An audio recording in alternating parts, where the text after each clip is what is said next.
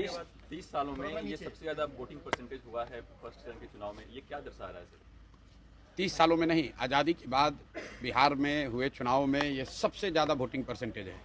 ये दो बातों को दिखाता है। पहला कि जो बात हम लोग पिछले कई महीनों से, बल्कि मैं 1-2 साल से कह रहा हूँ कि बिहार में 60% से ज़्यादा जनता बदलाव चाहती है और पिछले 25-30 साल से जो राजनीतिक विकल्प के अभाव में एक तरह से धीरे धीरे राजनीति को लेकर, चुनाव को लेकर उदासीनता बन गई थी, विकल्प नहीं था लोगों के पास।